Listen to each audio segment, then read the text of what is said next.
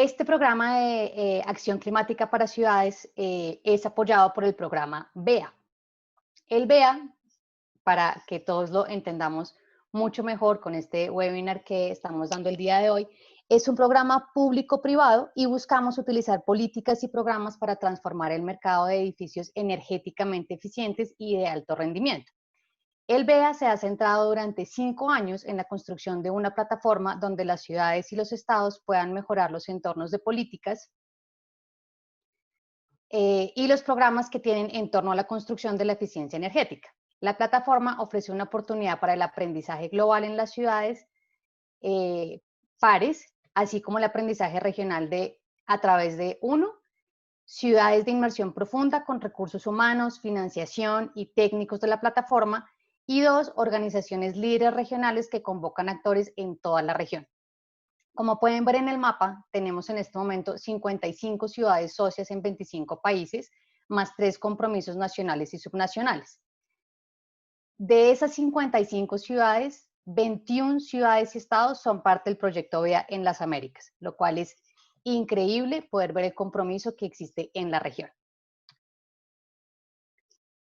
Para apoyar a estas ciudades en todo el mundo tenemos más de 50 socios globales, donde, como están viendo en pantalla, el WRI es el socio coordinador y diferentes organizaciones multilaterales somos socios a nivel global, como lo es, por supuesto, el World GBC, Naciones Unidas, ICLEI, P4G, JEF, entre otras, y también compañías proveedores de servicios como Johnson Controls.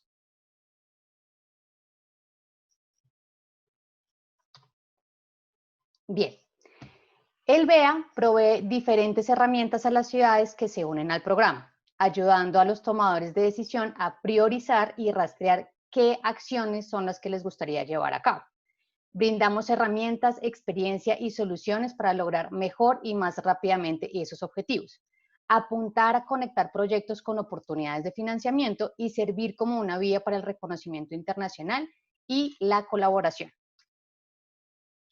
De esta manera, y ya para terminar mi introducción, les quiero mostrar un poco los tipos de asistencia técnica que brinda el programa BEA, que son 4 en diferentes niveles. Existe el compromiso profundo, que en este momento se está dando en aproximadamente 10 ciudades en 3 diferentes países. Asistencia técnica directa, que está dirigida a ayudar a las ciudades a superar alguna barrera u obstáculo específico que se les haya presentado. Aprendizaje entre pares y de manera más general los libros guía, donde encontramos códigos de construcción de energía, actualización de edificaciones o retrofit y la creación de objetivos de eficiencia. Bien, entonces ya con esta introducción no tomo más tiempo de lo que sé que ustedes quieren escuchar y le damos paso entonces a Clay Nisler, vicepresidente de Iniciativas Globales de Sostenibilidad e Industria para el Negocio de Tecnologías y Soluciones para la Construcción de Johnson Controls. Denme un momento, voy a dejar de compartir mi pantalla. ¿Listo? Johnson Controls es aliado regional para las Américas del World GBC. Clay nos va a hablar sobre los datos para ciudades energéticamente eficientes y la herramienta Better para construir análisis energéticos. Adelante, Clay, por favor, y bienvenido. Well, thank you very much, Mabel. And good morning, good afternoon to everyone. It's a great pleasure to be here. And I'd like to thank the World Green Building Council, the World Resources Institute, and all of the other building efficiency accelerator partners around the world. What I would like to do is share with you an update on an energy analysis tool which has been in development for many years. It's called the Better tool, and Better is an acronym that stands for the Building Efficiency Targeting Tool for Energy Retrofits. First slide, please.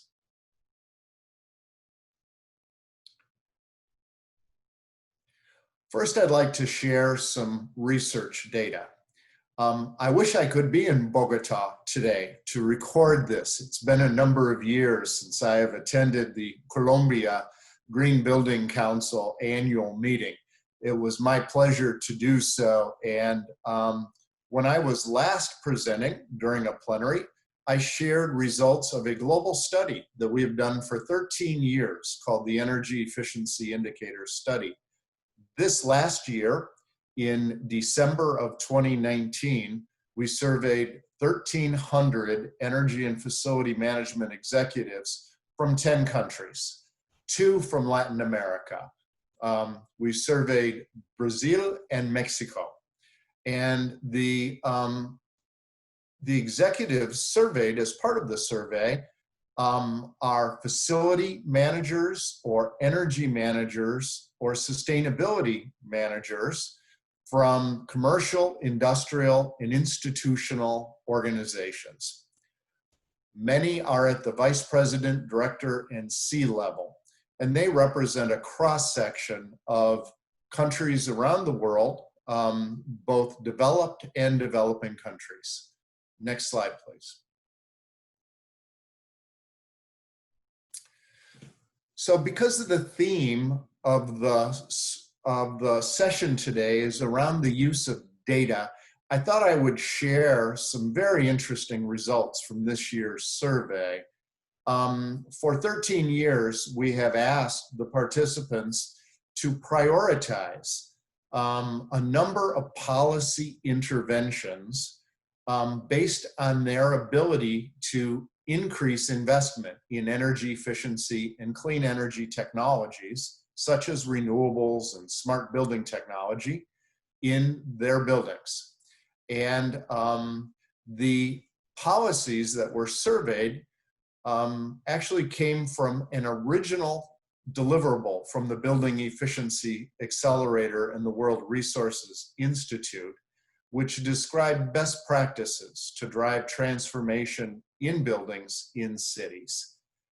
This year, as it was last year, the policy which would have the greatest impact on investment in energy efficiency is performance benchmarking and certifications.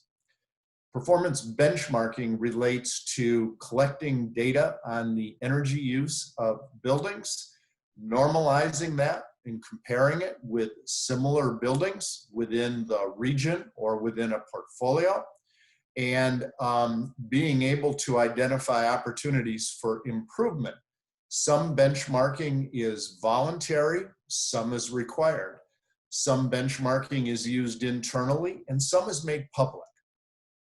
The other aspect of this is building certification, which the World Green Building Council is a leader in around the world, adopting many green building standards such as LEED, BREEAM, and other standards all around the world.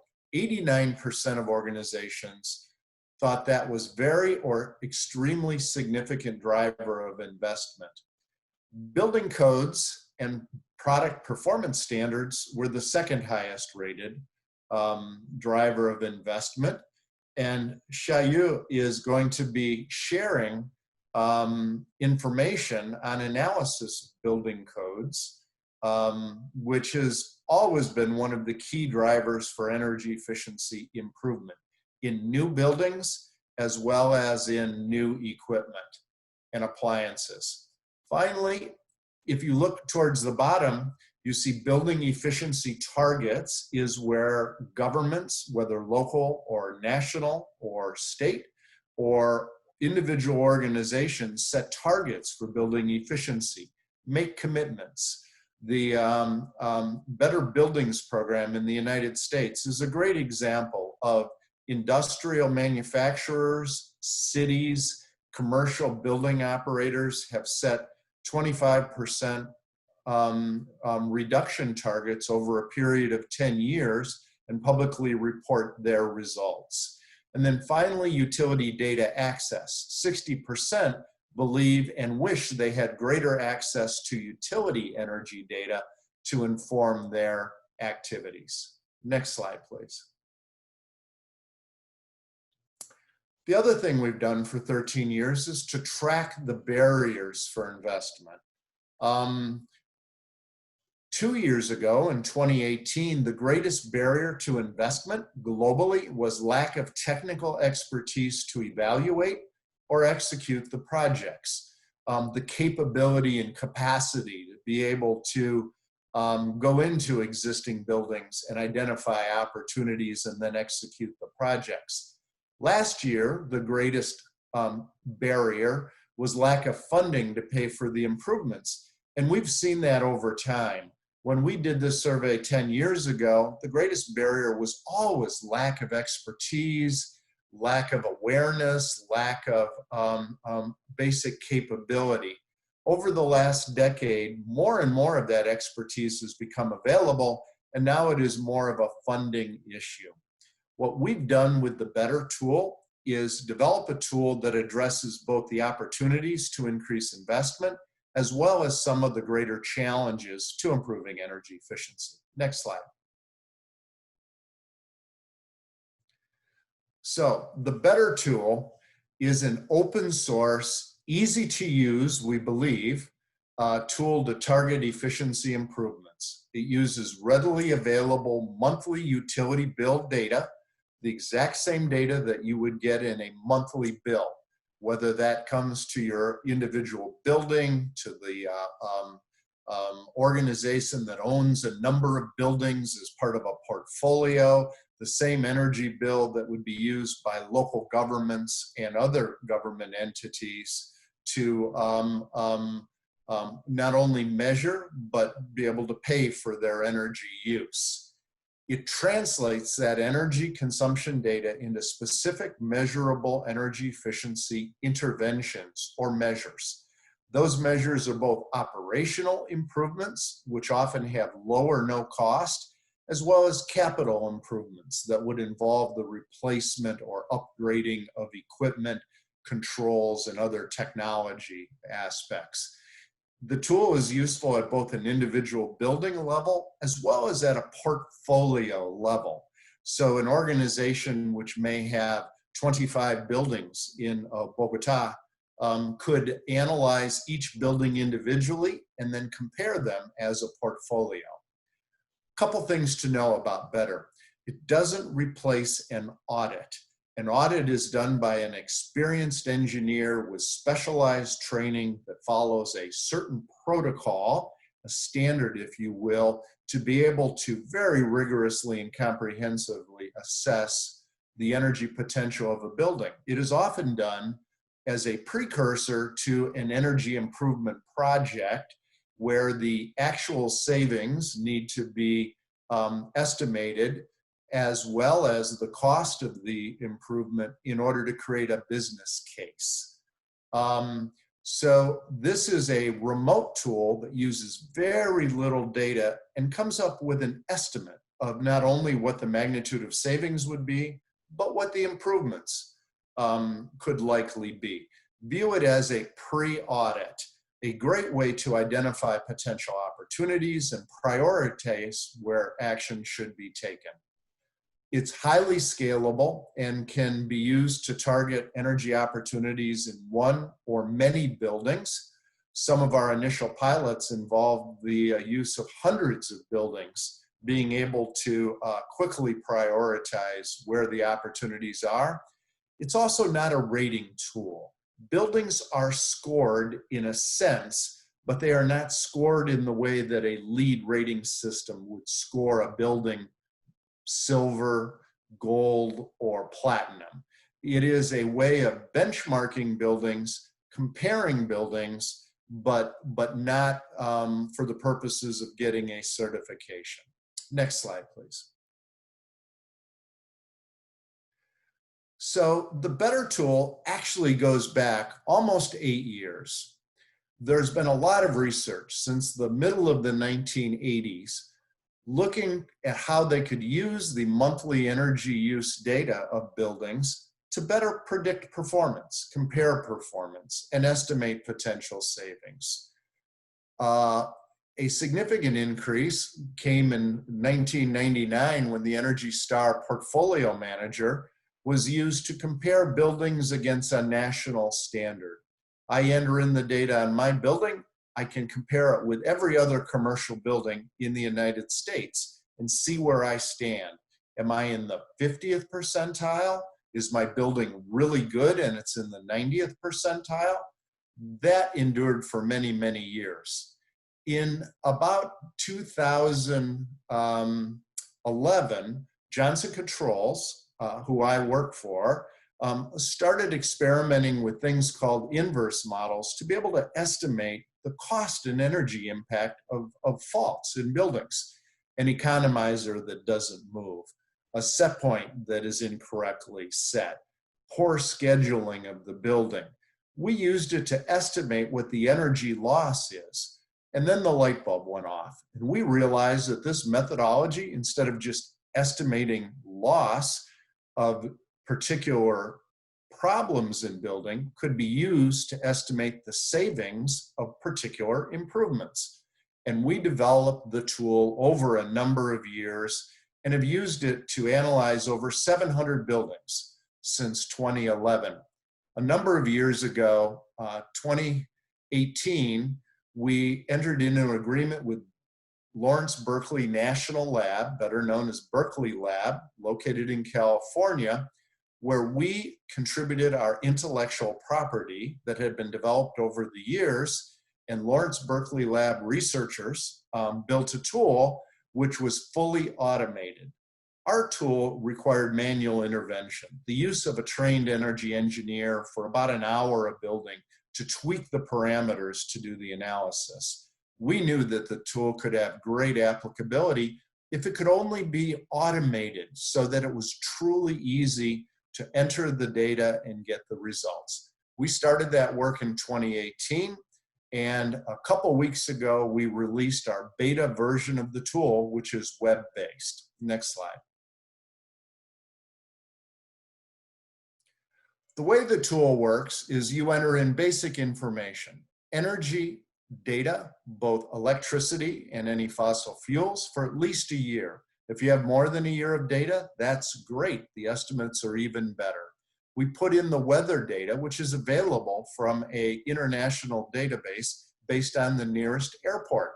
And finally, we add information about the building, such as the square meters of occupied space, and the building type and use. We then process the data and fit it to a model. The model is called an inverse model, which shows the baseline energy use when it is neither heating nor cooling. It shows the increase in energy to provide cooling, generally through electricity use, as well as the energy use increase to heat the building, which could be either electricity or a fossil fuel like natural gas or propane. Given that model, we benchmark the building with the 5 coefficients of the inverse model, looking at the baseload energy use, the cooling sensitivity, which is a measure of the cooling efficiency of the building. We look at the heating sensitivity, which is the efficiency of the heating plant. And based on that information, we can come up with 5 individual parameters that completely describe the efficiency characteristics of the building. We then run into a sophisticated algorithm which does data analytics, and it estimates one of 14 different measures that would improve the building, driving it towards a target. The target could either be the 50th percentile, or it could be a very high performance 80th percentile building. So that's the overall process. Given good access to the data, the analysis can be done in minutes. Next slide. So here's an example of the output of a single building. This single building uses electricity for cooling and plug loads, and it uses a fossil fuel for heating.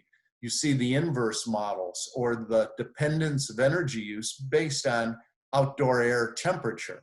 That's why we use temperature as an input to the model, because essentially an inverse model predicts that the average energy use over an average temperature period increases linearly. And that's actually based on thermodynamics. there's a thermodynamic model of a building which can be directly related to the coefficients of an inverse model. You see an example of the benchmarking where in the case of cooling, the heating the heating sensitivity due to fossil fuels is in the 22nd percentile, but the cooling sensitivity is excellent at 72 percentile. So this is a building that's inefficient in its heating, but very efficient in its cooling. Next slide, please.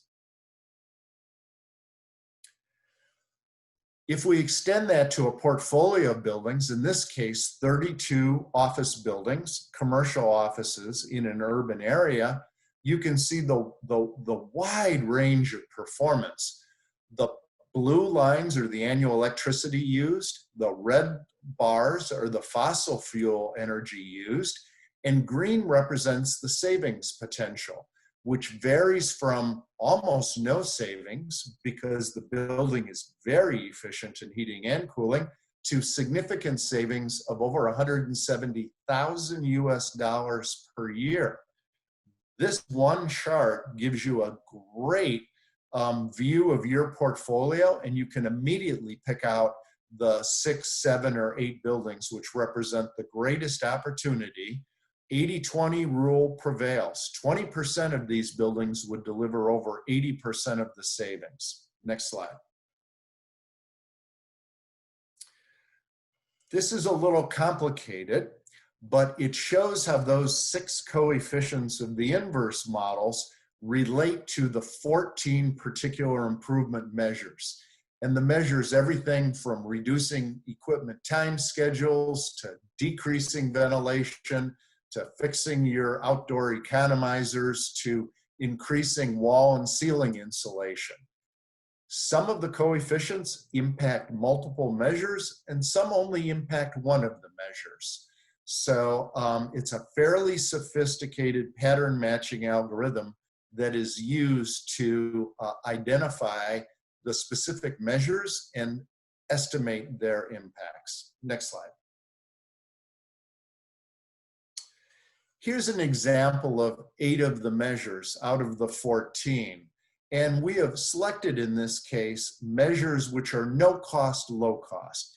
One of the things that we really like about the Better tool is it allows any organization, even those which have difficulty obtaining capital to make significant renovation and retrofit improvements to their buildings, to still improve significantly the performance of their building.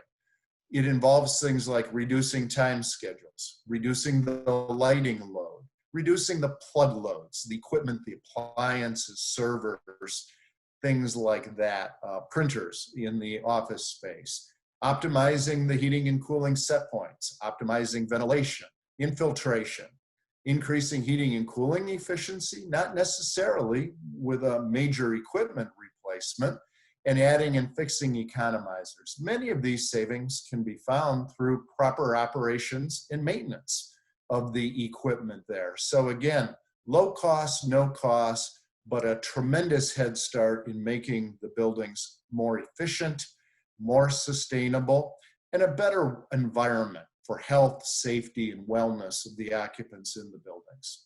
Next slide. I'd like to show one case study from the United States that I think is a great example of how to use the Better tool across a portfolio. In this particular case, the Judicial Council of California, which is essentially an organization that includes all of the courthouses across the state of California. And of course, California is a very large state with a very large population. What an energy service provider did was to use the Better tool to analyze a number of their buildings as a pilot. There are over 100 of these courthouses throughout the state of California. And as you can see, widely varying performance in electricity use, fossil fuel use, and savings potential across just a handful of courthouses that have been analyzed. So using this, they're basically targeting where to invest money to do retro commissioning, and retrofits of their buildings. One example is in one courthouse, they found the opportunity to save 27%. The measures recommended were increasing cooling set points, schedules, reducing lighting load, plug loads, and fixing broken economizers. And the potential cost savings are $54,000 per year. This particular improvement probably has less than a 6-month payback based on the cost required to make those improvements. If this were applied to every building across the Judicial Council of California, it would save $5.6 million in energy cost, in electricity, and $800,000 in natural gas usage. Next slide, which I believe is my last. So the BETTER tool has been being piloted in the Building Efficiency Accelerator for many years. I credit Eric Macris to that, his early interest in the tool and his engagement with many of the cities involved in the Building Efficiency Accelerator. Right now, we either have piloted the tool and analyzed buildings in cities, or we've trained through BEA and other programs like C40 users in 31 countries. And this is a tool which is still in beta test. So it's taken a couple years to develop. We've been testing the tool based on an early version for about a year. And we are just now in the position where we can scale up implementation of the tool and really maximize the benefit of it for the cities, the states, and the countries around the world that could take advantage of this technology. And I believe that was my last slide. Let's see if I'm right.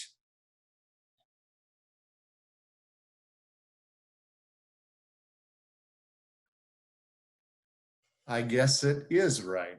So it's been my pleasure to share details of the BETTER tool, one of the key tools that the Building Efficiency Accelerator uses to help governments, help the private sector, buildings of all types around the world to improve their energy efficiency, making their buildings more sustainable, reducing greenhouse gas emissions, and improving the environment, the health, the safety, and the wellness of buildings around the world. So I look forward to the further discussion. Thank you. Muchas gracias, Clay, por esa interesante presentación. Para quienes se unieron hace poco, les pido que por favor revisen en la parte de abajo de su pantalla, hacia la derecha van a encontrar un globo que dice interpretación, para que por favor puedan elegir allí el idioma en el que quieren escuchar el resto del webinar. También justo 3 botones, 4 botones hacia la izquierda van a encontrar el icono de preguntas y respuestas.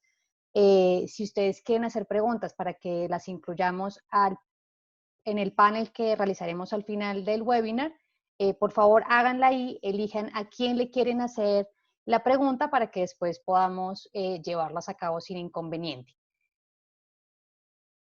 Bien, invito a Xiaoyu, Earth Scientist del Pacific Northwest National Laboratory, quien nos hablará del uso de datos para informar el desarrollo y la implementación de códigos de construcción. Bienvenida, Xia.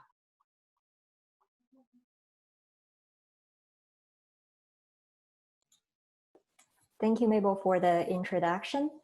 Good morning, everyone, or good afternoon. So as Clay mentioned in his presentation, that building energy codes and standards are one of the most important policy tools to improve building energy efficiency. So in my presentation, I'm going to primarily focus on building energy codes and how data are used to inform building code development and implementation. Next one. So working with WRI and BA partners, we have developed a playbook on building energy codes, which is a step-by-step guidance on code development and implementation. As you can see here, the first step is to assess local needs, like what resources are available, who are the key stakeholders to engage, and what are the areas to focus on in the code development. once you have a good understanding of the local situation, the next step in code development is to develop your own code. And this can be done from either from scratch or adapt national or international code to local situation, which is more commonly done.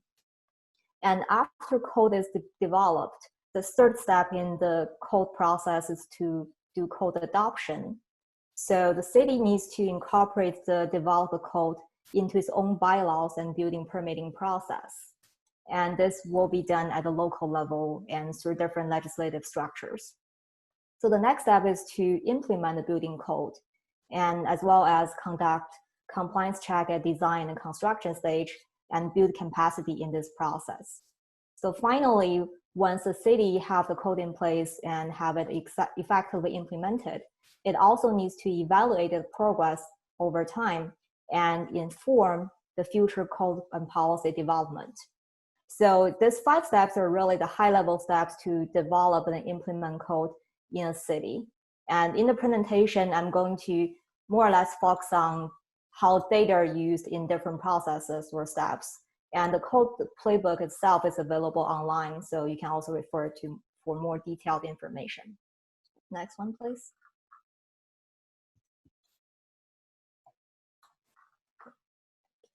So data plays a really key role throughout the entire process. Like for example, during the code development stage, data such as energy consumption can help cities prioritize code development needs and maximize the impact. And that data can also be used to assess cost effectiveness of energy saving and energy savings of building energy code, which eventually will help to get stakeholder buy-in in this process.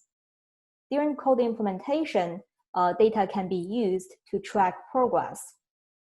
Data collected during this stage include, for example, like energy performance of building materials and products, energy performance of buildings, and compliance rate. And with this data in place, it can help demonstrate the effectiveness of code and also showcase the success. Next one. So here is I'm just going to show an example on how data is used in the US to inform the code development process. So in the US, the Department of Energy developed prototype buildings, which are representative of the US building stock. And for example, as shown here on the slide, there are 16 prototype commercial buildings in the US representing different building types. So using these prototype building models, it can serve as a basis to assess the cost effectiveness of energy code and also quantifying energy savings potential. At the same time, this data can be used to track progress over time and help different countries or cities develop a plan for improving code over time. So a lot of information on data actually goes into the prototype buildings, including the basic building characteristics and climate information, energy performance information, energy use of different products and materials. So there are a lot of underlying data that are supporting the development of prototype buildings. So we have discussed with the city of Bogota on using prototype buildings to inform the code development. At the same time, there are also other places using this kind of models to develop buildings. For example, India and Vietnam are developing their prototype buildings with the objective of informing the future code development and also building energy policy development. Next one. So once a code is in place, the cities or the countries need to develop an implementation plan. There are normally 3 key elements of implementation plan. And first, how to integrate building energy codes into the existing permitting process. And in this area, like what forms need to be submitted, what are the instructions need to be done, and whether or not this will be done by at the local level or by third party. So the next step on the implementation plan is who will conduct and plan review or conduct compliance checks. And this can be done by either local government officials or private third parties. So what we have found in the past that using private third parties for compliance check can normally effectively rolling out building code at a very rapid space in the beginning of the code implementation. But at the same time, if third party is used, it will be really important to make sure there are checks and balances in place and nobody is violating the rule. So the last critical elements of the implementation plan is to set up mechanisms that are available to facilitate implementation. This would including like either incentives or penalties that can help rolling out the building energy codes in the first place. And normally what we found in the different jurisdictions, like relaxing zoning requirement for buildings have superior performance is usually used. And also there are probably some tax incentives used by other jurisdictions to encourage code compliance in the first place. Next one.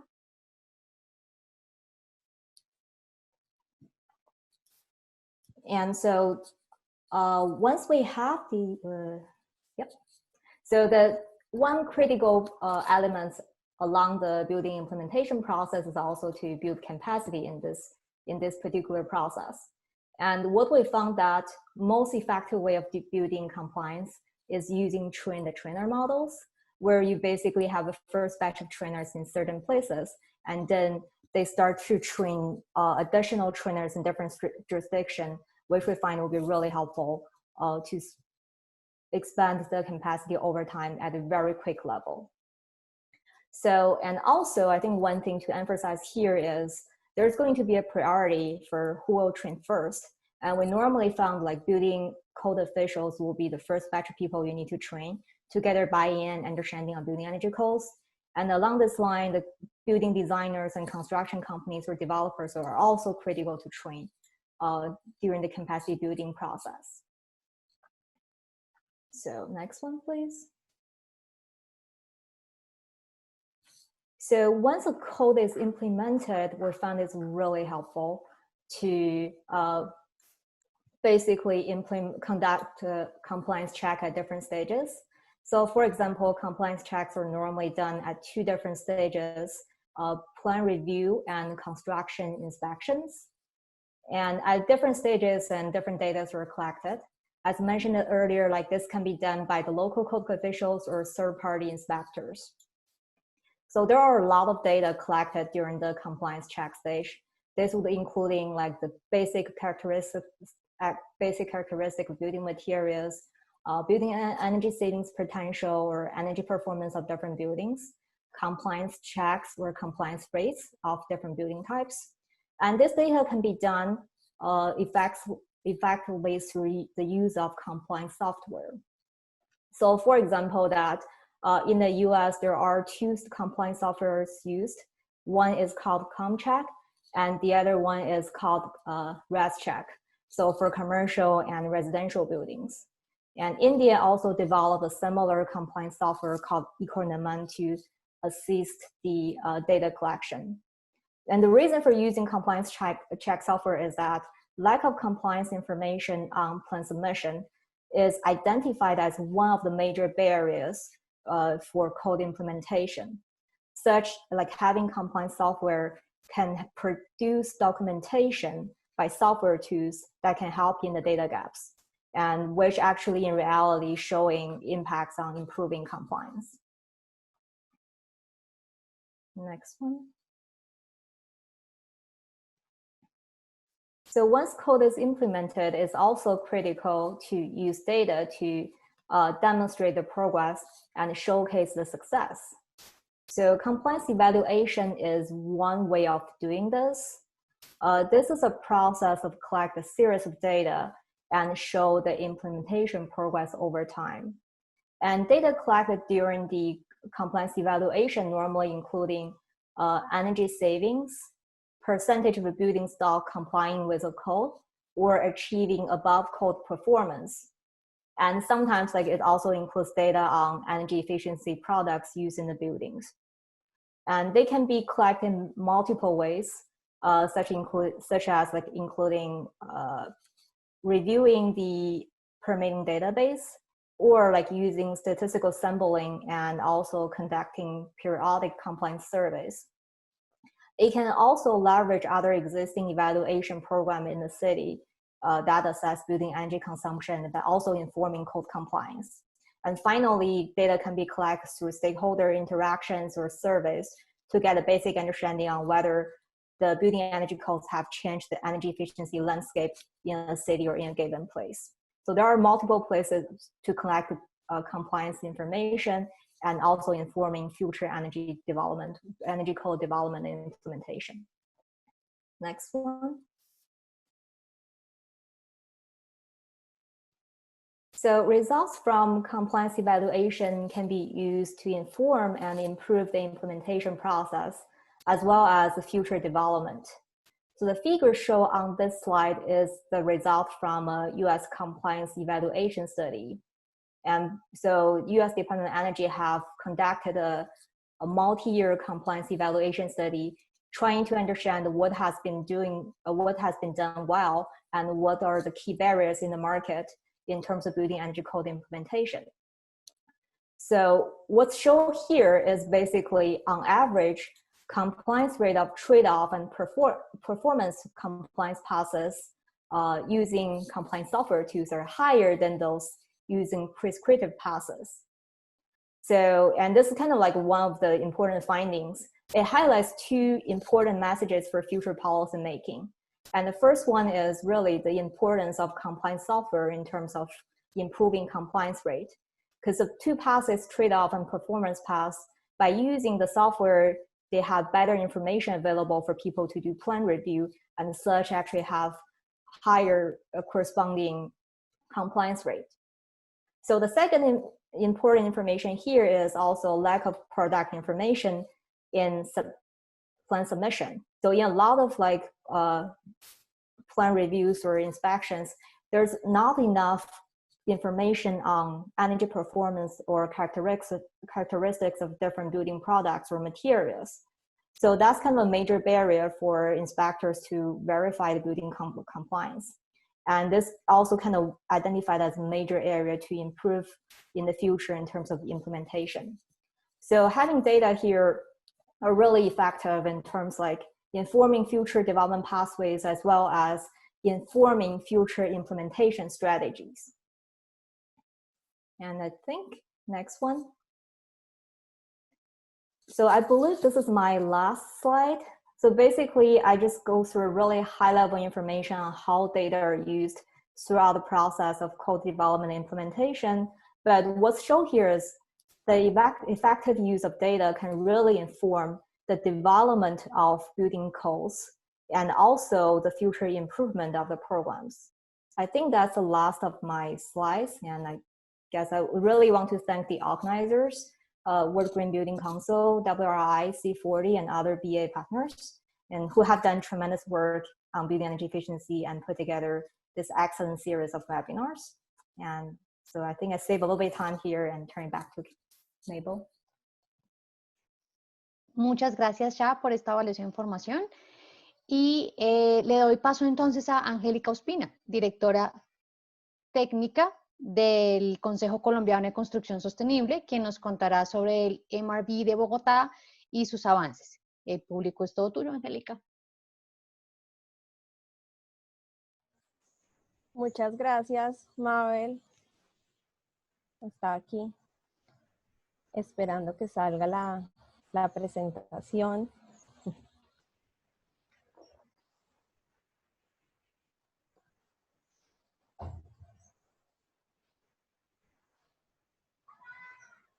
¿Me puedes confirmar si Carlos puede poner la presentación? Sí, danos un momento, ya estamos. Dale, tranquila. Gracias, ahí está. Gracias. Perfecto, muchas gracias.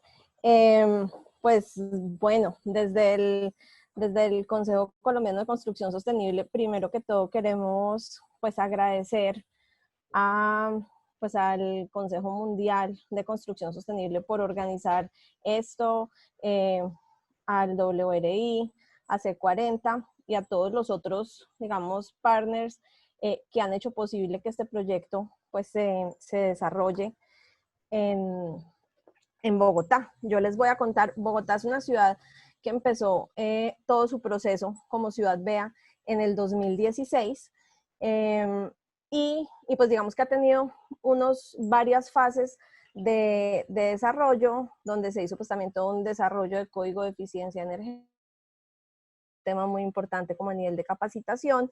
Y tal vez uno de los, pues digamos, de los puntos críticos y sobre lo que les voy a hablar hoy, es que hemos empezado a trabajar ya en el desarrollo de un mecanismo de medición, reporte y verificación para la ciudad, que eso pues tiene varios momentos, varios pasos. Entonces les voy a contar primero pues un poco cómo lo hemos hecho, cómo se ha hecho hasta el momento, cuáles son los resultados que tenemos hasta el momento y también como los pasos futuros que tenemos todavía planeados. Y también quiero como discutir un poco con ustedes cuáles han sido esos grandes retos a los que nos hemos enfrentado, los que todavía estamos superando, digamos, en el proceso de trabajo, pero también como esas grandes oportunidades que vemos hacia adelante. Siguiente, por favor.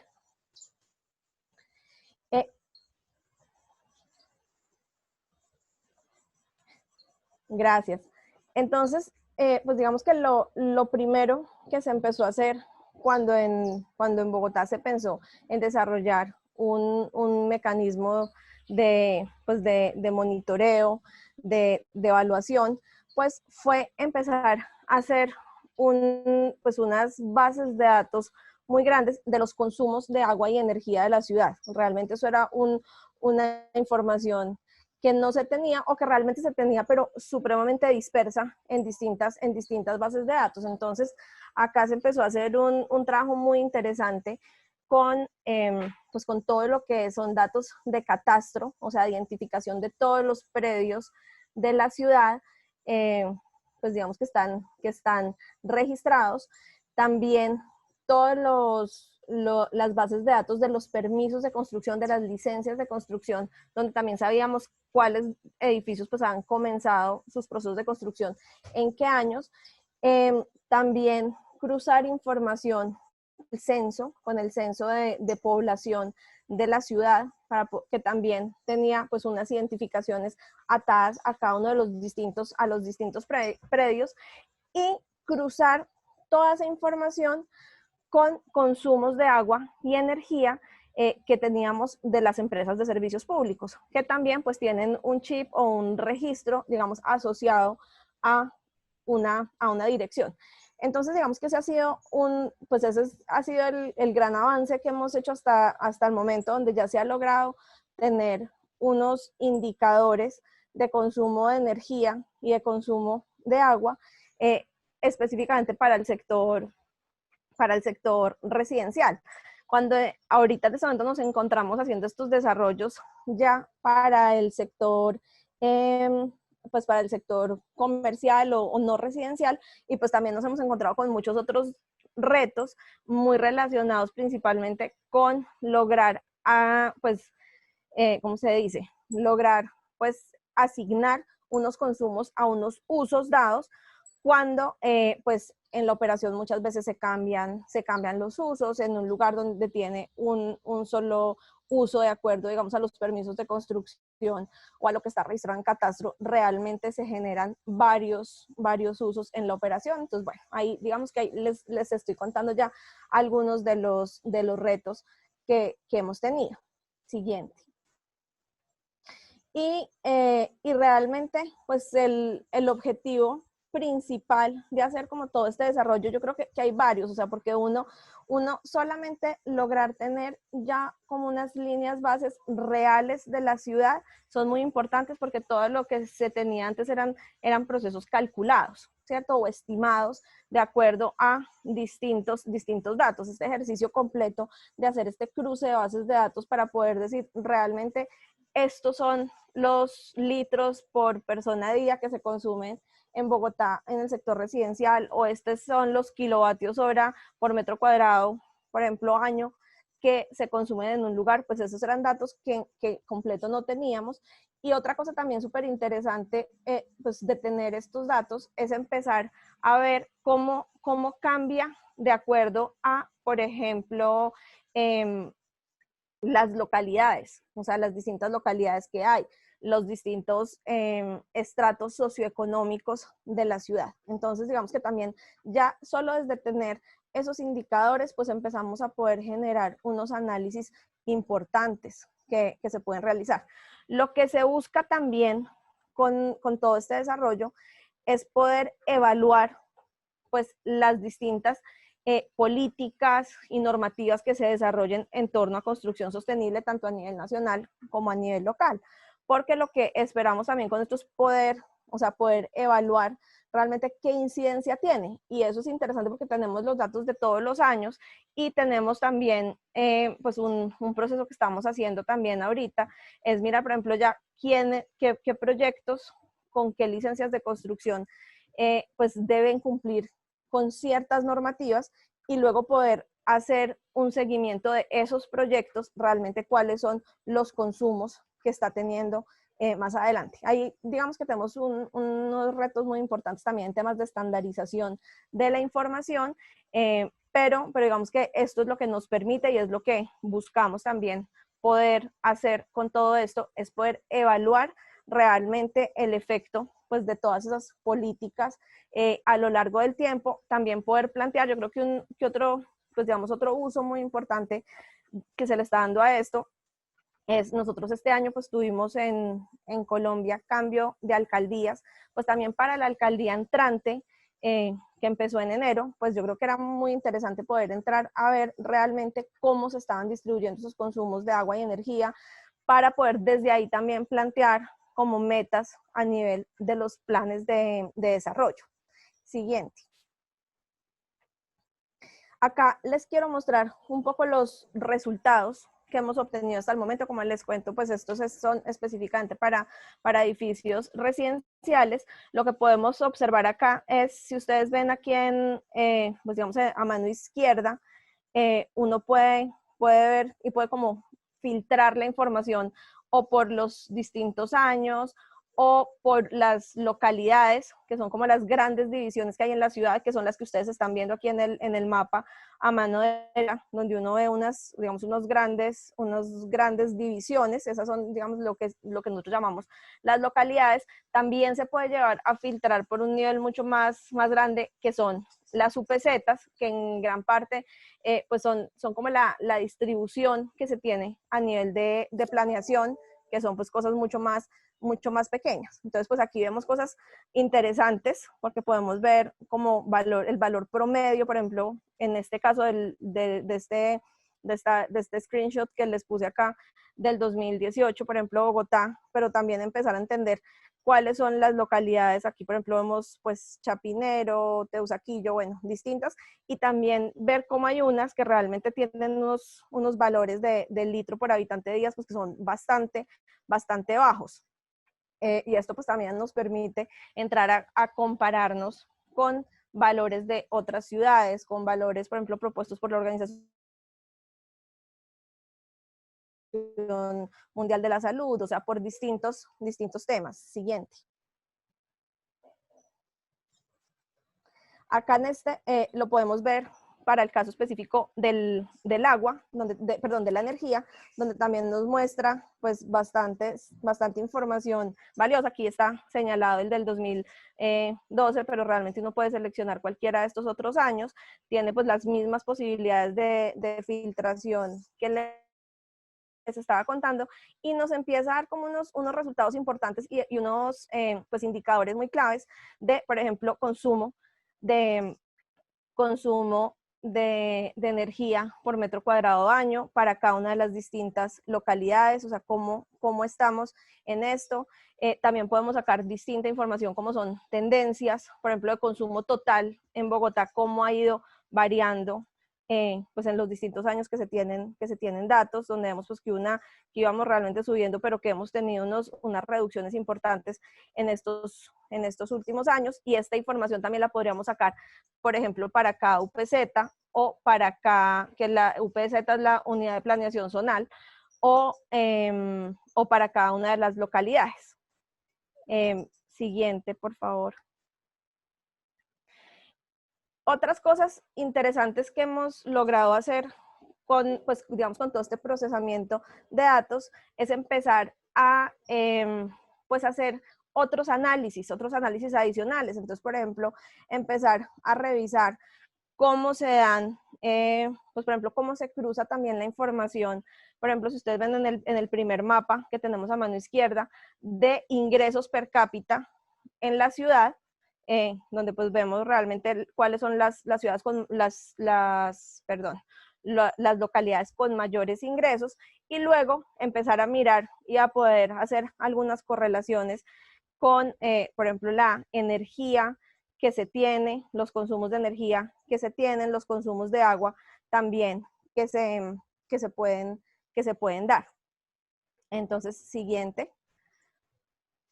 Otros análisis que también hemos realizado que son interesantes es cruzar los datos de los indicadores de consumo que les mostraba al principio con otra información valiosa que se tiene desde la Secretaría de Planeación en términos, por ejemplo, de una cosa que se llama la encuesta multipropósito, que la encuesta multipropósito es una encuesta grande que se hace, por ejemplo, en Bogotá se hace a muchos de los ciudadanos, donde ellos responden una cantidad de cosas. O sea, ahí digamos que la Secretaría de Planeación y la Alcaldía pues recibe una cantidad de insumos, pero por ejemplo, una de las cosas que se ha logrado que se consulte es, por ejemplo, qué hacen en términos de eficiencia energética. Entonces también poder empezar a mirar dónde es que se están utilizando pues algunas medidas como una iluminación más eficiente, o sea, estas distintas cosas. Y resultados interesantes que empezamos a ver acá, cuando uno empieza a cruzar esto ya con los consumos, vemos que realmente en los hogares donde se están teniendo las mejores prácticas, digamos, en términos de eficiencia energética, también seguimos en gran parte teniendo unos grandes consumos. Esa fue una de las cosas más grandes que hemos también sacado de acá, y es la importancia de en todos nuestros programas involucrar muchísimo más los hábitos de los usuarios, porque lo que vemos es que realmente los ahorros importantes que necesitamos tener no los vamos a lograr solamente desde tener mejores medidas de eficiencia, sino también desde un importante involucramiento de los usuarios, de tener mejores hábitos de consumo. Entonces, digamos que ese también ha sido algo que, pues como un giro importante que le hemos dado pues al proyecto y a todas las acciones que desarrollamos desde el Consejo, también de poder entender qué hacemos, porque es un reto muy grande, más aún, para involucrar realmente al usuario en todos estos procesos de eficiencia energética, de descarbonización, que necesitamos lograr como a nivel mundial. Siguiente. ¿Cuáles son como los siguientes pasos que nosotros pues tenemos planeados en el marco de este desarrollo del MRB? Entonces, uno es lo que estamos haciendo en este momento, que es incluir los datos de otros usos, que realmente eso ha sido un proceso difícil, principalmente por lo que les decía ahorita, de lograr realmente identificar claramente los usos de los distintos predios. Pero ese es un trabajo que se está desarrollando en este momento. Otra parte muy importante que se está desarrollando también con un apoyo grande del Fondo Acción, que logramos como articular también en el proyecto, es toda la inclusión de las mediciones y la evaluación de gases, digamos, de efecto invernadero y de carbono, de métricas de carbono a la herramienta. O sea, realmente cómo logramos también transformar ya esos indicadores de consumo también en indicadores de carbono, pues digamos ya muy enfocados a la ciudad de Bogotá. Esperamos también poder incluir dentro de esa misma fase nueva, pues todo lo que son distintos escenarios de mitigación, evaluación de esos distintos escenarios, para poder identificar también cuáles son pues las acciones más efectivas. Ya en el trabajo que se ha hecho hacia atrás, realmente pues hemos trabajado mucho en términos de modelaciones energéticas para poder identificar cuáles son las mejores medidas, pero entonces ahorita la idea es también poder empezar a visualizar esos escenarios de mitigación en términos de emisiones. Queremos también evaluar distintos impactos de distintas cosas. Entonces, una de las cosas que nos interesa hacer es mirar los procesos de certificación. O sea, en Colombia, digamos que se ha tenido y en Bogotá, digamos como un crecimiento grande en los últimos 10, 12 años de sistemas de certificación. Entonces, también poder empezar a saber esos proyectos que están certificados, poder cruzar esa información pues con esos chips o con esos identificadores de los predios para poder mirar realmente si esos proyectos se están comportando distintos y los consumos se están comportando distintos a lo que tenemos en el resto de la ciudad, y de igual manera poder hacer las evaluaciones de los distintos pues, instrumentos normativos que existen, ¿cierto? Poder mirar realmente si la implementación de la resolución 549 realmente qué impacto ha tenido, y más importante aún es de aquí en adelante qué impactos también pueden tener. Ahorita se está haciendo en el país toda una revisión de esa resolución 549 y tenemos pues como una gran ilusión de que esa revisión pues realmente va a ayudarnos a tener un cambio grande a nivel país en los consumos. Esta es una resolución que nos da los ahorros que deberíamos tener en agua y en energía en todos los proyectos nuevos. Entonces también ese es uno de los grandes objetivos y de los siguientes pasos que vemos pues con esta plataforma y con todo este desarrollo que se está haciendo. Siguiente. Aquí les quiero contar como los principales retos que hemos tenido y también como las principales oportunidades que vemos en todo esto. Yo creo que los retos, pues también esto lo discutí bastante como con el equipo que ha estado trabajando en esto, con las personas del Fondo Acción, con las personas de la Secretaría de Planeación, de la Dirección de Estudios Macro, que es donde se ha realizado como gran parte de todos estos análisis, y también discutiendo con ellos mucho cuáles son esos retos que tenemos, que se han logrado muchos pues sobrepasar y que otros en este momento estamos también mirando cómo se logran resolver. Entonces, pues uno de los más importantes es ver que en una ciudad como Bogotá, que además pensamos que es de las ciudades en Colombia que tiene mejor información, eso, pues digamos, eso otro reto adicional que seguramente podrían tener otras ciudades, es que Bogotá tiene información, pues toda esta información está dividida en distintas organizaciones.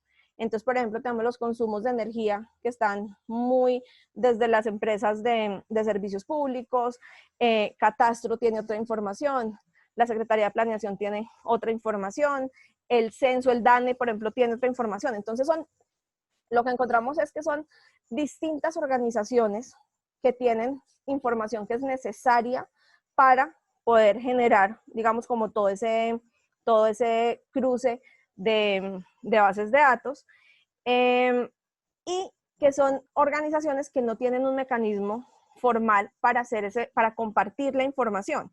Entonces, todo se ha basado mucho en generar solicitudes desde la Secretaría de Planeación, que no siempre tienen el periodo de respuesta tan rápido que uno piensa. O sea, algo que pensamos que aquí sería muy importante para que esto pueda avanzar mucho más rápido y se pueda hacer desde otros pues lugares, es por ejemplo lograr que alguna organización como la Superintendencia de Servicios Públicos o alguien que centralice la información pueda compartirla de manera mucho más rápida y que además ya existan unos procesos como estandarizados y de alguna manera también obligatorios, como una obligatoriedad en ese compartir información, donde realmente pues quiero como decir que ha sido pues muy bueno que realmente todos estos distintos actores, sin estar necesariamente obligados a compartir la información, la han compartido,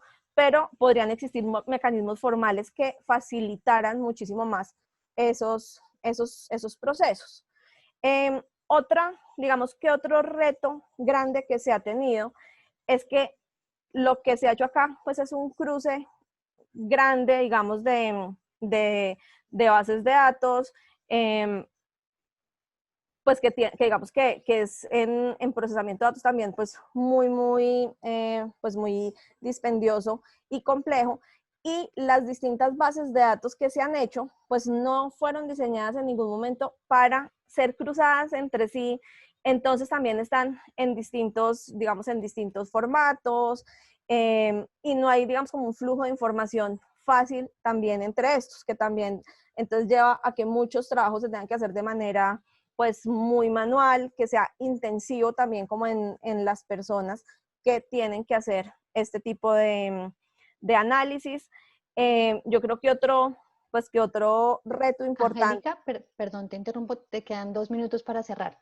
Gracias. Dale, gracias, ya cierro. También otro reto importante ya es la verificación como de la calidad de la información, que eso también ha sido importante en el tema, por ejemplo, de vivienda. En Bogotá se perdió una cantidad importante de información, pues porque haciendo todo ese análisis de calidad, pues habían datos que que realmente no funcionaban, y datos que realmente estaban mal, comas puestas donde no eran, ceros metidos donde no son, que hacen que se pierda una información importante, y pues también eso pone pues un reto grande como en todo el procesamiento de información. Las grandes oportunidades que vemos de esto pues es pues tener acceso a una información que nos permita conocer nuestras líneas bases reales, digamos en términos de agua y energía, que esto ya nos da un gran potencial pues de trabajo. También como toda esa posibilidad de poder evaluar realmente el impacto de las diferentes políticas. Y también, pues una oportunidad que nosotros vemos de aquí es entender pues esa importancia del comportamiento, de los hábitos de las personas en términos de los consumos de agua y energía. Siguiente, que creo que ya es la última, digamos, esta es la última slide.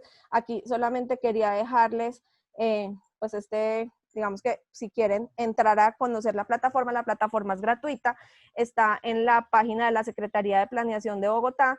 Todo el mundo puede entrar y al que le interese puede además descargar ya en Excel pues todos los datos que están procesados, que también la idea del proyecto pues era eso, ir a dejar unos datos que para distintas investigaciones, para distintas cosas se puedan utilizar. Muchas gracias. Muchas gracias, Angélica, por tu intervención. Y a continuación los invitamos a ver un corto video de nuestro aliado regional, Johnson Controls.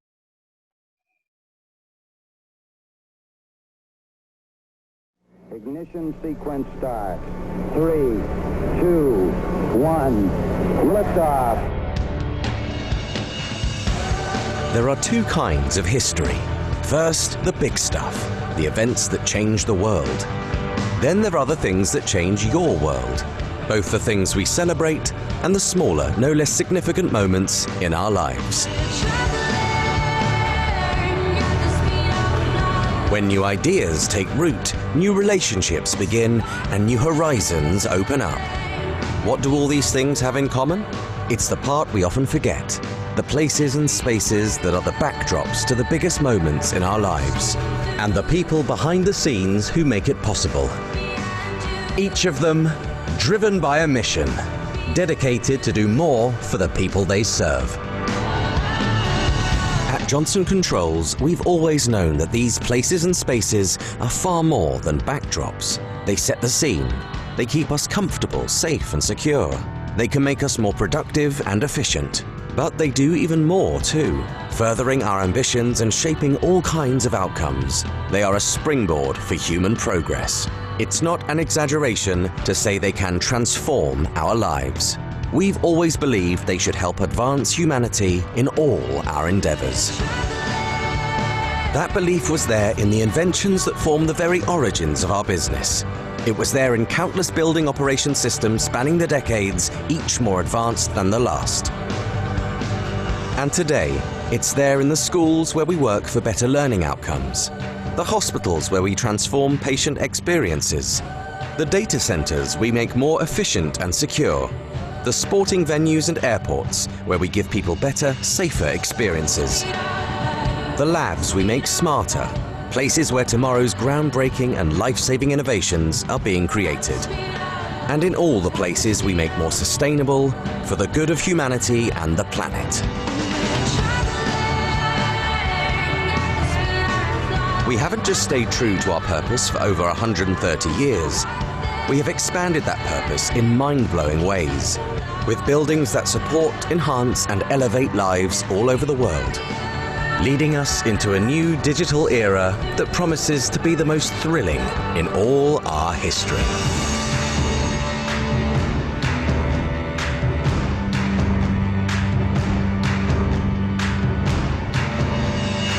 Johnson Controls, the power behind your mission.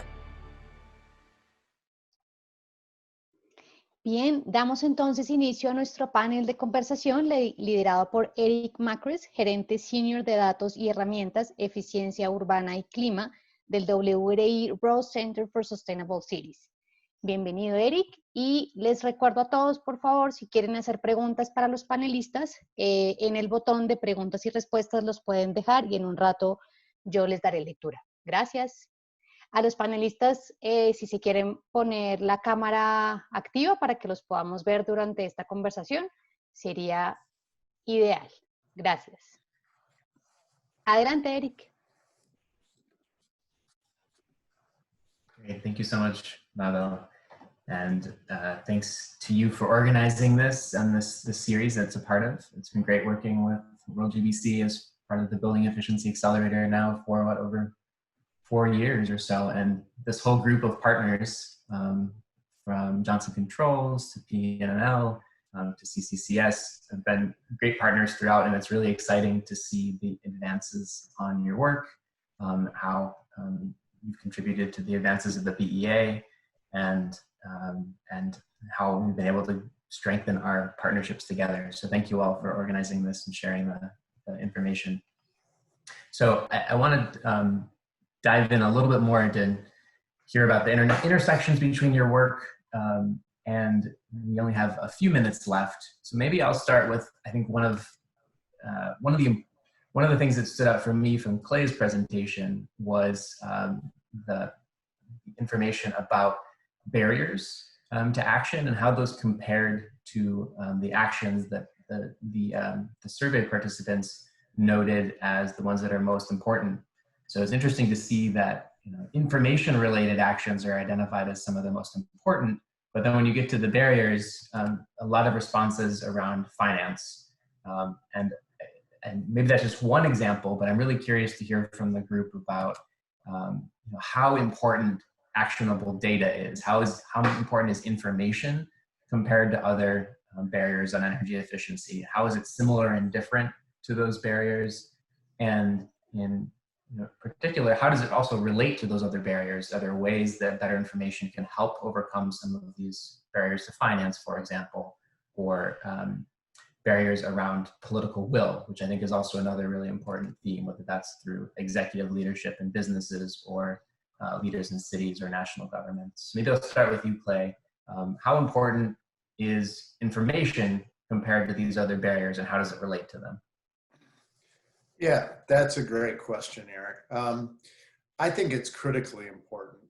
There's an old saying, I'm sure everyone in 195 countries around the world has heard the saying, you can't manage what you don't measure, right? And really, improving energy efficiency is a management problem.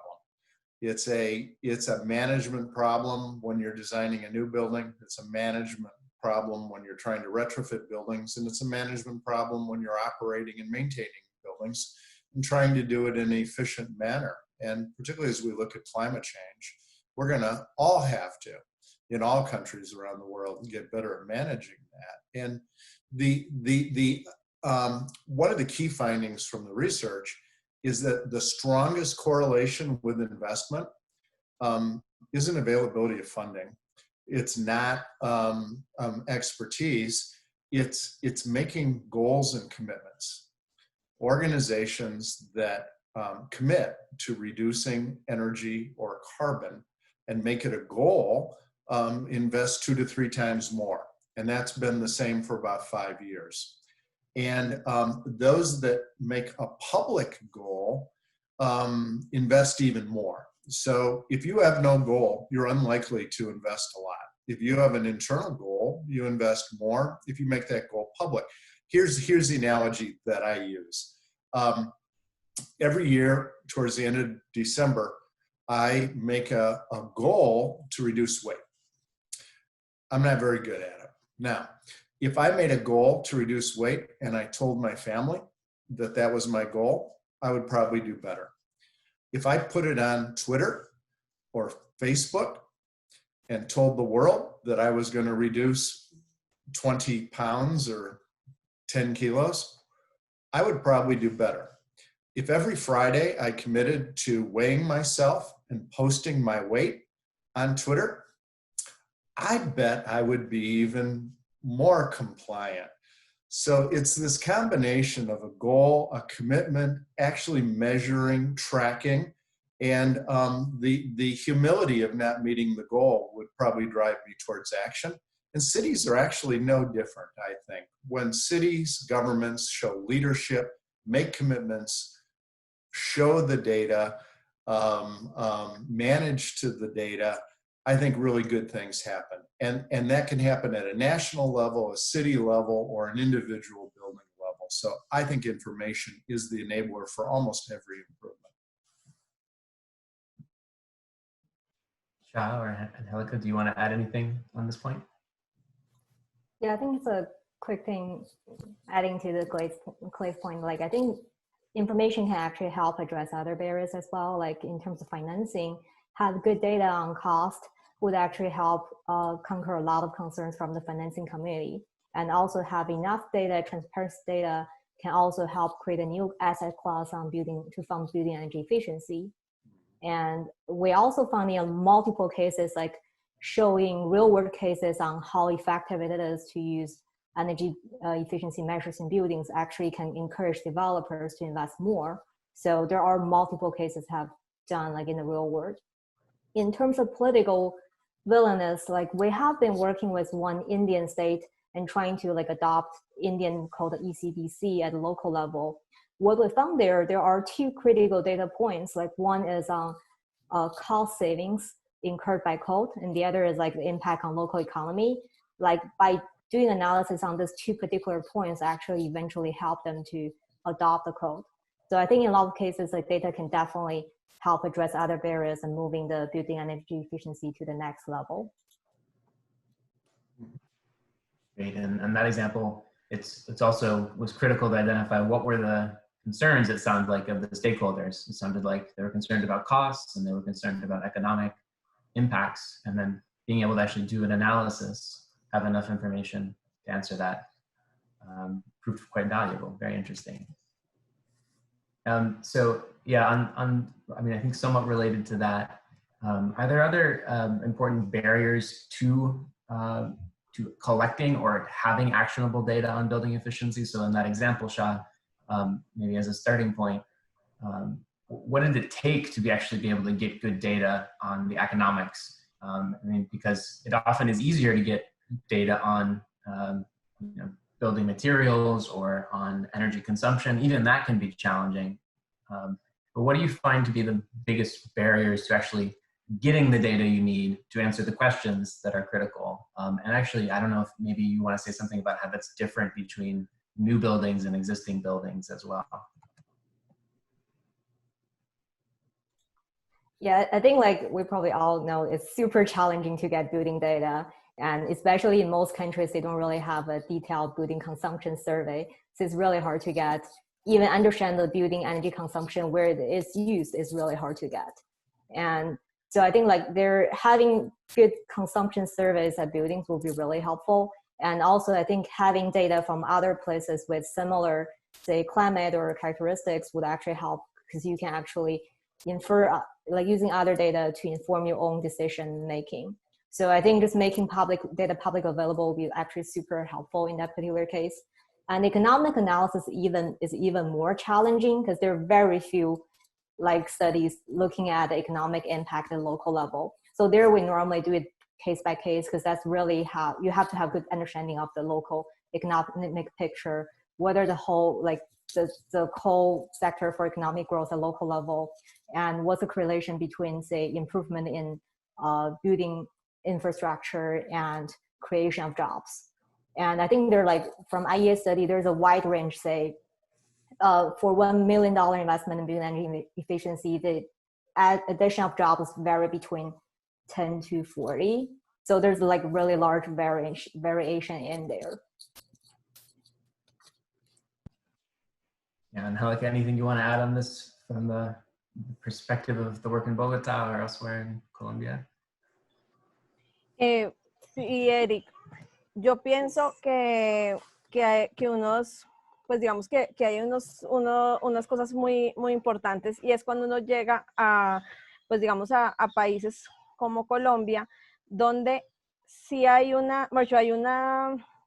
hay unos retos importantes solo para construir, o sea, digamos, para construir los datos. Yo pienso que también muy en línea con la primera pregunta. That goes very much in line with your first and second question. I think there are important barriers which have a lot to do with the availability and de hacer las cosas, de lograr como sinergias entre las distintas organizaciones, en que las organizaciones estén dispuestas a compartir. O sea, nosotros, por ejemplo, en Colombia, yo creo que desde el punto de vista financiero, que es uno de los puntos claves que ustedes han tocado, y que realmente el tema financiero se vuelve muy crítico también en todo este tema de cambio climático, pues toda la información la tienen privados. Y entonces es muy difícil que podamos compartir esa información y que esté disponible para todas las personas. Entonces yo veo también una barrera grande es ya en ese flujo de información, en que la información existe, pero quién la tiene, cómo la compartimos y cómo la ponemos, digamos, como para un bien común mucho más grande.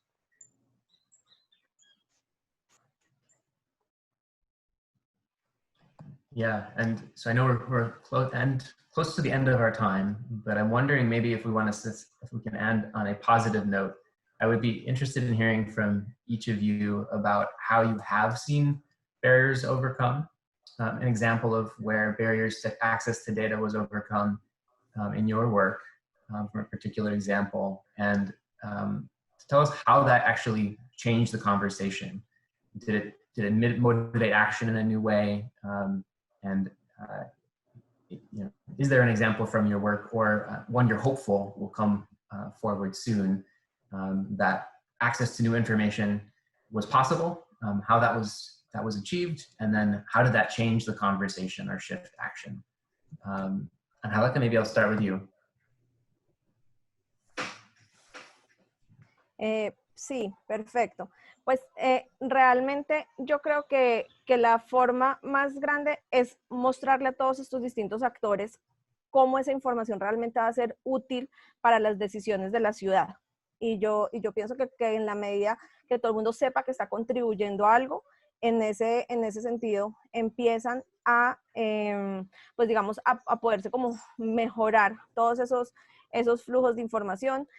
Pienso que otra parte importantísima es como tener un muy buen soporte, digamos, como desde, en el caso específico de Bogotá, desde el mismo alcalde, el mismo secretario de planeación, que son como las cabezas de todo esto, dando una línea muy clara a la ciudad y a las distintas organizaciones de la importancia para la ciudad de poder tener los datos. Entonces yo creo que son esas dos cosas las que ayudan a que todo esto pueda fluir muchísimo mejor.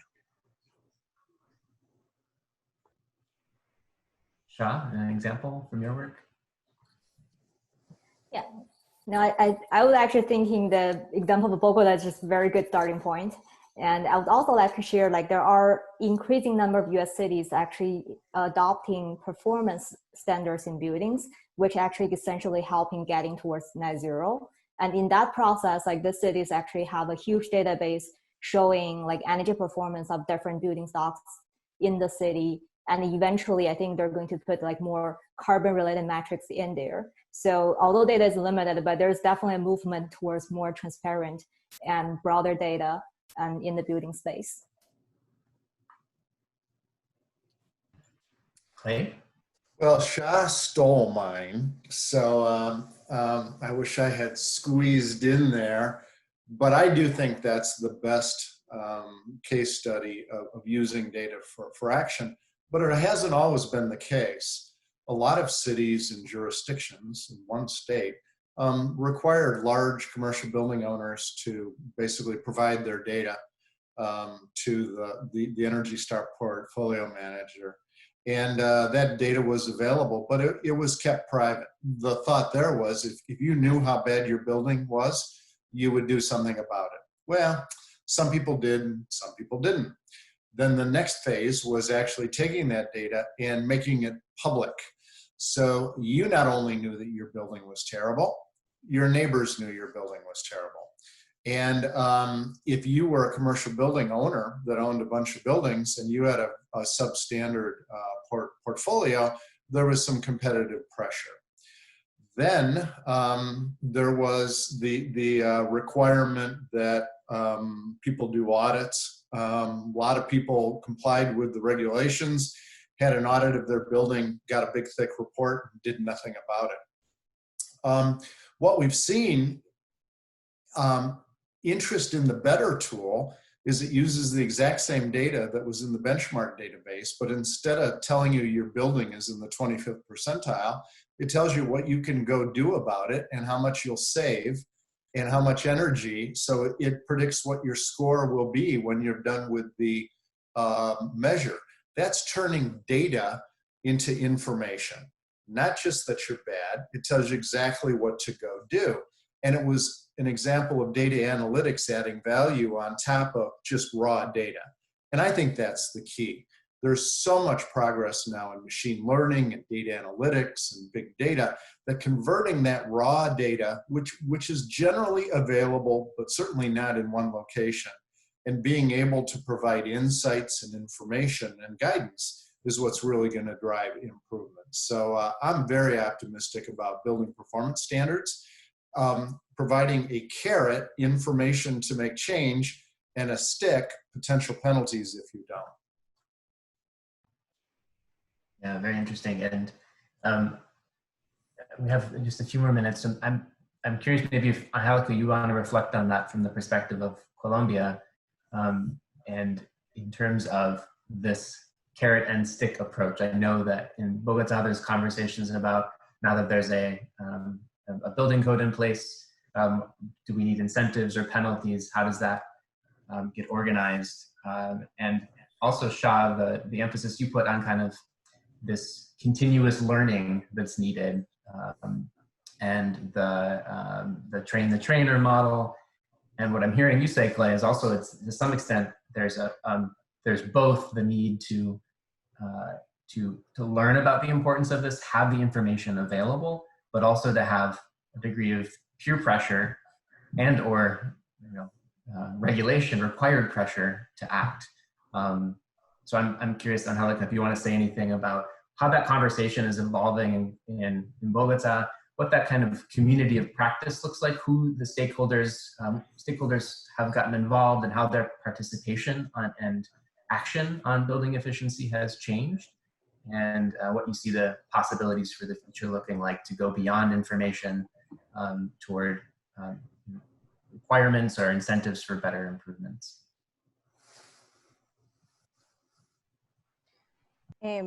Sí, yo pienso que Eric, que realmente lo que propone Clay es necesario, o sea que es esto de como en español decimos la zanahoria y el garrote, y es realmente pues lograr como tener, o sea, sí vemos súper importante el tema de poder tener unos incentivos, o sea, realmente hemos visto que ese es uno de los temas fundamentales y es ayudarle, digamos, a los constructores de alguna manera que puedan ir mucho más allá de una manera más fácil.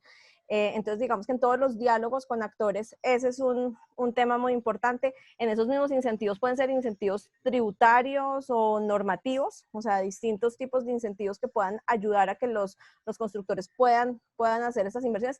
Y también un trabajo que hemos visto mucho que debemos hacer es desde los incentivos financieros, que también van a los bancos a tener mejores tasas de financiación para que todo esto se dé. Y creo que ese es como el diálogo grande que se está dando en Bogotá, y no solo en Bogotá, yo creo que también en Colombia en general, y es cómo hacemos esto.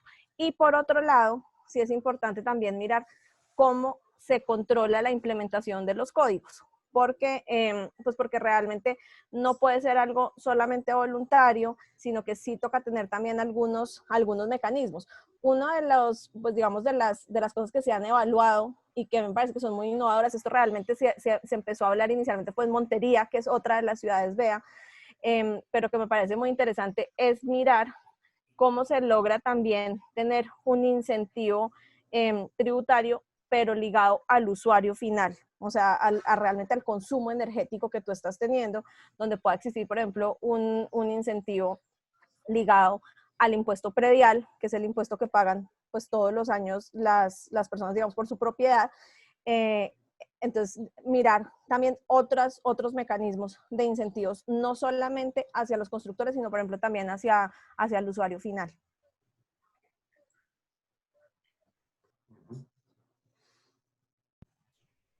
Great, thanks so much, Angelica.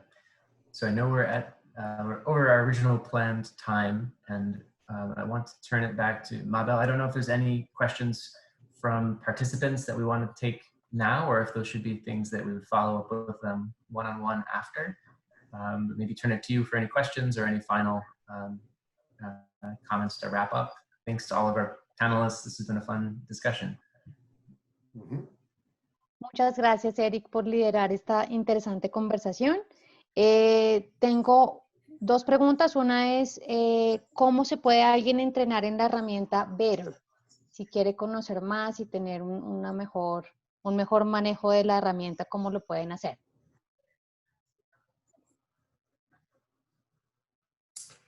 Yeah, the BEA and World Resources Institute and Lawrence Berkeley Lab have been doing a series of training classes on the Better tool.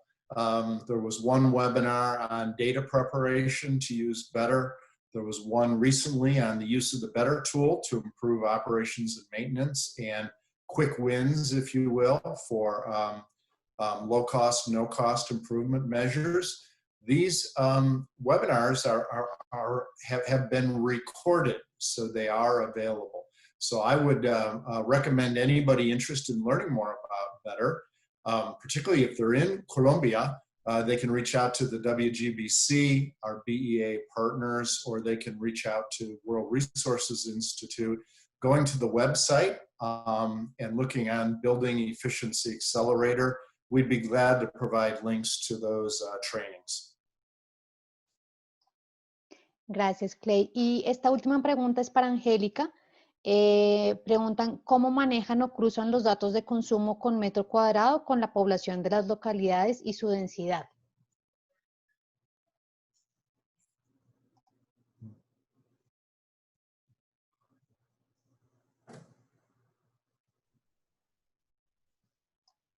¿Angélica? Dime, no te escuché, Mabel, qué pena. Tranquila.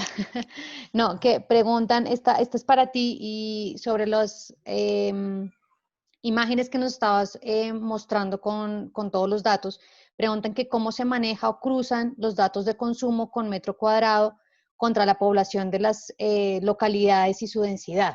¿Cómo se hace ese cruce? ¿Cómo lo manejan? Bueno, pues lo voy a decir muy rápido, igual si la persona que quiere esto, nosotros tenemos como un protocolo de manejo de datos que está disponible, lo podemos compartir como para que ya lo puedan revisar.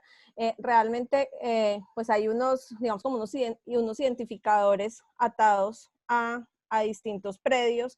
Entonces, por ejemplo, cuando se hace el censo, pues realmente hay un identificador atado a de qué predio es ese censo. Entonces, realmente esto es un manejo muy intensivo de unas bases de datos, pues con muchísimos datos que han hecho pues principalmente como economistas. O sea, realmente donde hacen todo ese cruce de información, pues que yo realmente ya no me sé la minucia de ese manejo de bases de datos, pero con mucho gusto les podríamos compartir, tenemos un documento que es el protocolo de manejo de datos, donde está cómo se ha hecho todo ese proceso, qué información se toma de cada una de las bases de datos y cómo se genera ese cruce de información.